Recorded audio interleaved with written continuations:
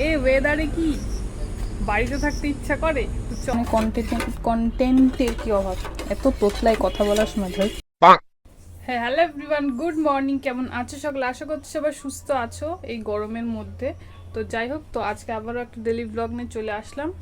তো এই গরমের মধ্যে আর কিচ্ছু, মানে এত গরম পড়ছে কয়েকদিন ধরে কন্টিনিউ, মানে আর ভালো লাগছে না। আমার বৃষ্টি চাই, প্লিজ বৃষ্টি পর। যে গরম লাগছে গাইস, কিচ্ছু ভালো লাগছে না। তো এখন লেবু আর পুদিনা পাতা দিয়ে একটু শরবত বানিয়ে ফ্রিজে রাখবো, তারপরে ঠান্ডা হবে তখন খাবো। এই যে এখানে পুদিনা পাতা অনেকগুলোই আছে, দেখা যাচ্ছে না। আর এখানে লেবু আমি ধুয়ে নিয়েছি, এগুলো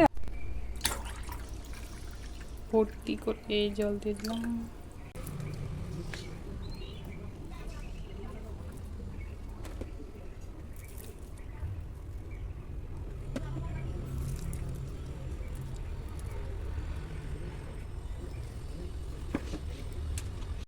লবণ দিয়ে দিয়েছি, তারপরে আমি বিট লবণ দিচ্ছি। শরবত বানানোর রেসিপি দেখাচ্ছি গাইস। জীবনে কন্টেন্টের কি অভাব, এত তোতলায় কথা বলার সময় ভাই।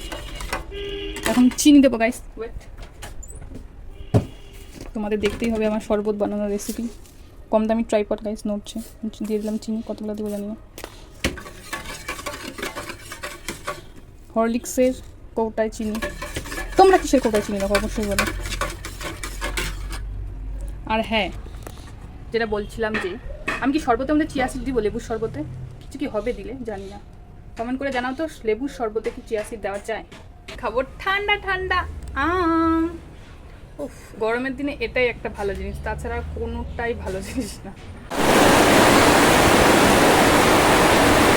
ওয়াও, অনেক সুন্দর হয়েছে। তুমি করছো? সুন্দর হয়েছে, সুন্দর।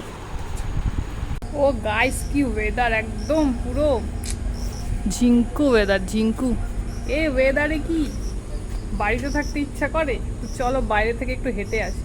আর এই যে বেরিয়ে পড়েছি সন্ধ্যাবেলা, আর বাইরের ওয়েদারটা এত সুন্দর, কিন্তু এখন আর হাওয়া দিচ্ছে না। তো চলো, আমরা বাইরে এখানে হাওয়া খাচ্ছি, চা খাওয়া হয়ে গেছে, আড্ডা মারা হয়ে গেছে। এখন হাঁটতে হাঁটতে চললাম বাড়ির পথে। তো চলো ব্লগটা এখানে এন্ড করা যাক।